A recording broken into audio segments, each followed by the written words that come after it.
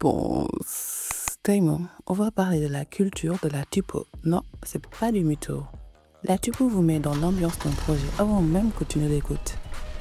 Écoute, le choix d'une pose d'écriture dans un clip ou sur une pochette d'album, c'est pas un détail esthétique secondaire. Non, non, non, non. C'est le premier signal non verbal que la direction artistique envoie aux téléspectateurs. Prenons l'exemple d'une typo aux angles durs et métalliques comme heavy metal. Elle déclenche une sensation de menace ou de puissance brute. Une police avec sérif active l'idée de prestige, de vérité ou de patrimoine. Mais comment cela se fait-il? C'est parce que ton cerveau associe une émotion au texte avant même qu'il n'ait terminé de le lire. Stay with me. Des études en psychologie cognitive ont démontré que notre cerveau traite la forme visuelle des lettres comme un stimulus émotionnel, et ce, en moins de 13 millisecondes. Le cerveau fait ça avant de décoder le sens linguistique du mot qu'on est en train de lire. Stay with me. Ce français peut être une galère. Alors nous allons explorer le sujet avec des exemples concrets. Est-ce que vous connaissez Virgil Abloh? Moi aussi je ne le connaissais pas. Il a redesigné les Air Jordan. En imprimant un texte en Helvetica sur la paire, il lui a donné ce look work in progress, un effet industriel, comme si la chaussure venait tout juste de sortir de l'usine. Vous voyez la typo gothique là, Black Letter?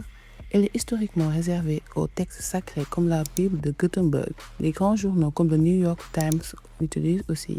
Cette police a été détournée par le mouvement hip-hop pour sacraliser l'artiste et lui donner une posture de culte. Kanye West a utilisé cette typo pour l'album Life of Pablo. Travis Scott a utilisé ses rodéos dans Birds in the Trap. Tupac avec Thug Life. On retrouve également cette police dans l'écriture de West Coast for Hawaii. Maintenant, vous voyez maintenant là où je veux en venir? La typographie a une âme.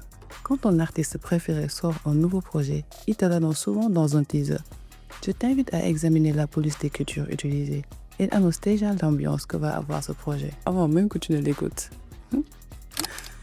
Dis-moi, est-ce que xool nga bu baax typographie yi nga xamante ne moom la Samba Peuzzi di utiliser? C'est tout le temps coloré. C'est pop culture, c'est rétro-futuriste, ça sent le streetwear. Xool leen foo raw leen par exemple. Boo gisee texte bi da ngay xam ne projet bi dafa réew.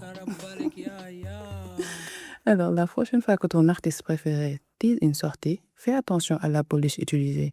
Tu auras un aperçu du type de vibes qu'il compte t'offrir. Shout out au directeur artistique et graphiste derrière les sorties. Ken Duyen. Je pense.